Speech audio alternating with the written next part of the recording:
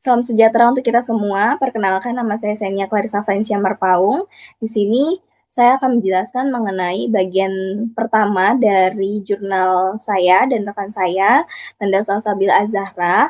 Di sini saya akan menjelaskan di bagian pendahuluan dan studi literatur dari jurnal kami yang berjudul Prediksi Emisi Karbon pada Perkebunan Kelapa Sawit menggunakan pendekatan machine learning berbasis data mikroklimat.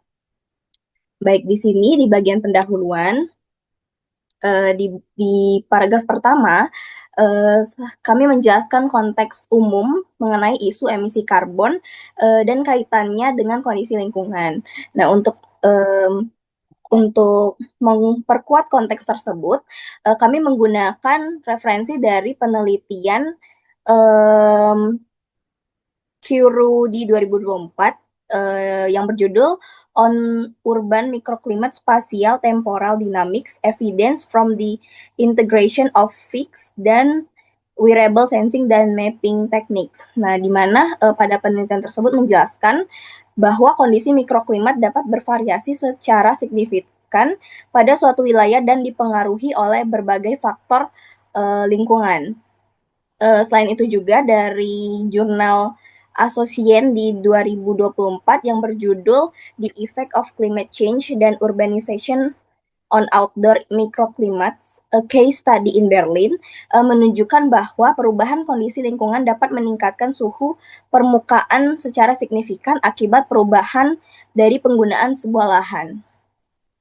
Lalu di paragraf kedua, yaitu permasalahan spesifiknya, kami menjelaskan keterbatasan metode konvensional dalam melakukan estimasi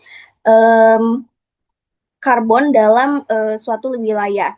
Nah, referensi yang kami gunakan itu berasal dari penelitian yang berjudul Application and Interpretation of Linear Regression Analysis yang ditulis oleh Rustey di 2024 yang menjelaskan bahwa metode konvensional atau metode tradisional dalam estimasi karbon ini masih memiliki keterbatasan dalam hal akurasi, terutama pada skala spasial yang luas.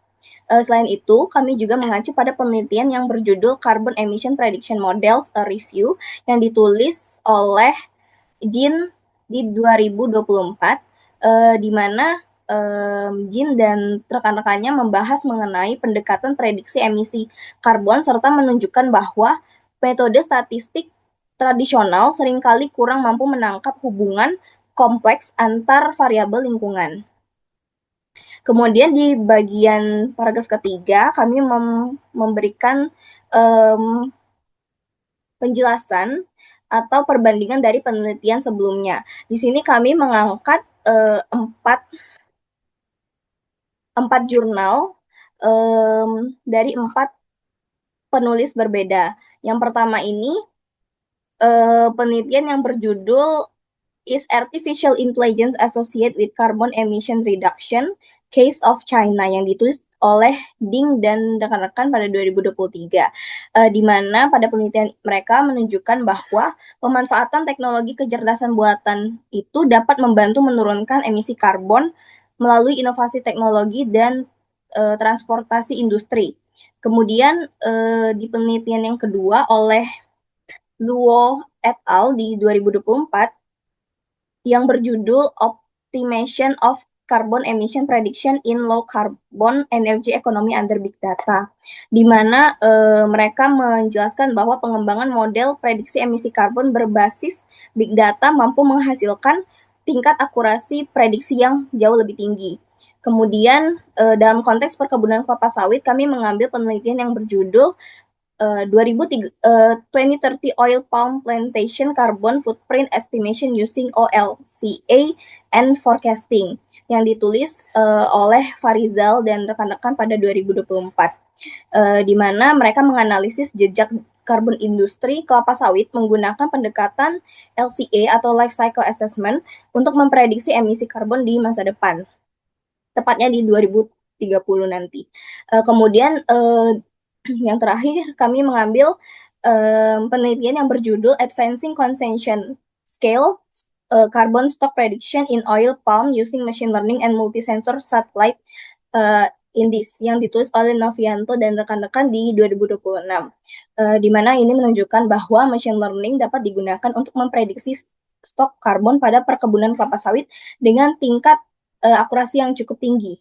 Baik di paragraf berikutnya, yaitu di paragraf keempat, kami menjelaskan mengenai research gap atau perbanding kesenjangan dari penelitian yang kami tulis, yaitu dari beberapa penelitian sebelumnya terlihat bahwa sebagian besar studi menggunakan data berskala makro, seperti data industri atau citra satelit.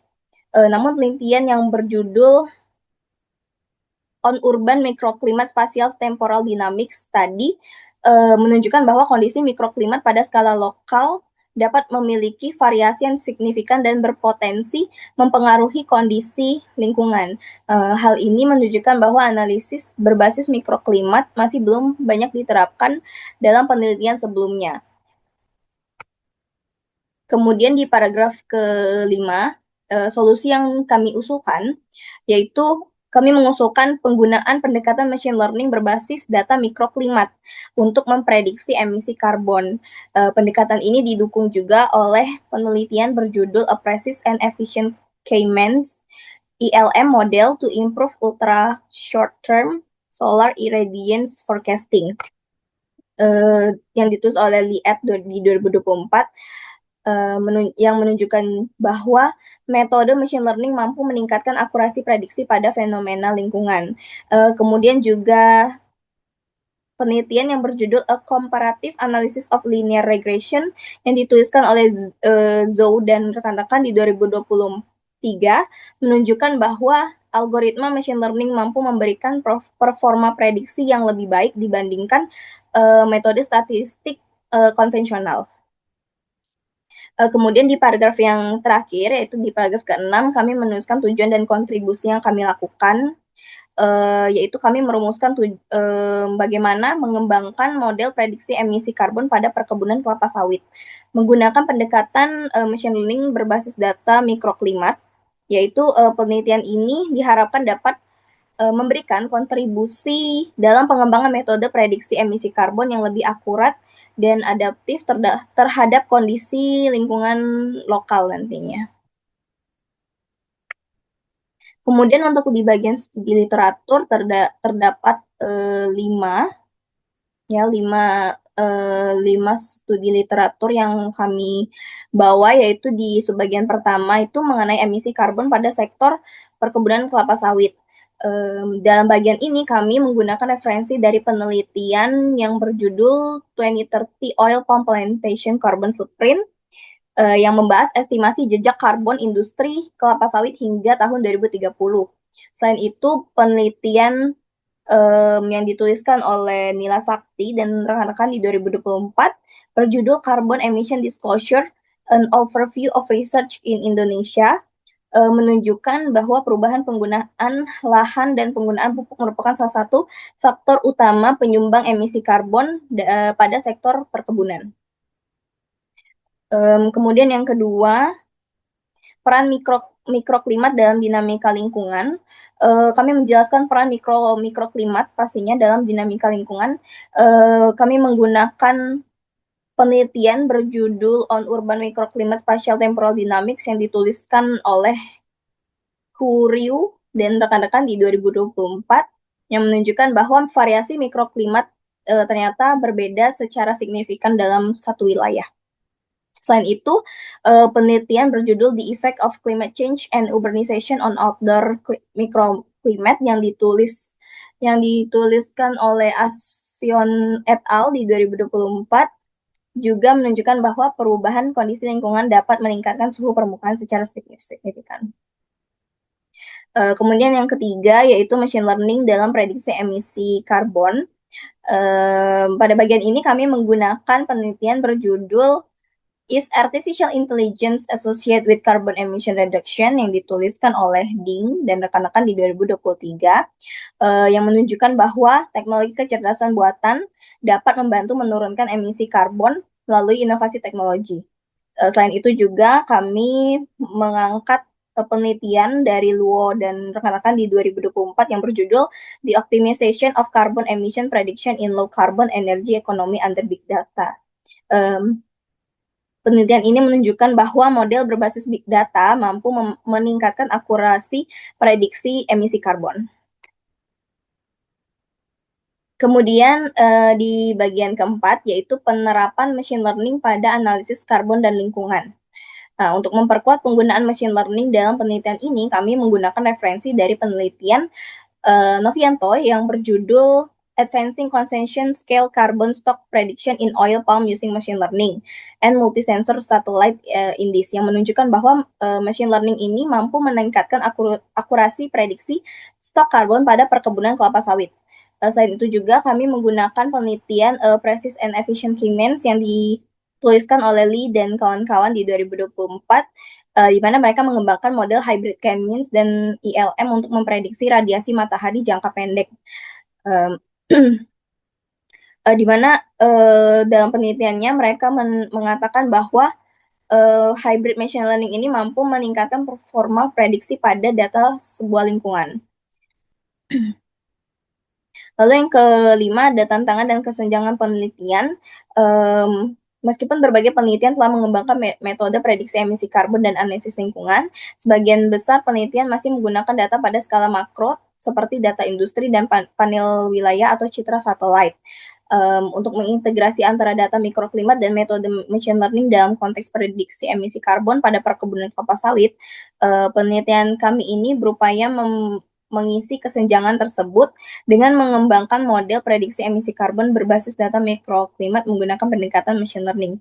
Jadi berdasarkan kajian yang telah dilakukan, emisi karbon pada perkebunan kelapa sawit dipengaruhi oleh berbagai faktor lingkungan dan aktivitas operasional. Dari penelitian sebelumnya juga menunjukkan bahwa metode konvensional masih memiliki keterbatasan dalam memprediksi emisi karbon secara akurat. Oleh karena itu, penelitian ini mengusulkan pendekatan machine learning berbasis data mikroklimat untuk menghasilkan model prediksi emisi karbon yang lebih akurat. Dengan adanya penelitian ini, diharapkan dapat memberikan kontribusi dalam pengembangan sistem monitoring emisi karbon yang lebih efektif, serta mendukung praktik pengelolaan perkebunan kelapa sawit yang lebih berkelanjutan. Mungkin sekian pemaparan dari saya mengenai bagian pendahuluan dari jurnal kami. Terima kasih atas perhatian Bapak, dan kami terbuka untuk pertanyaan atau mungkin saran yang dapat Bapak berikan bagi saya dan rekan saya dalam melanjutkan jurnal kami ini. Terima kasih, salam sehat.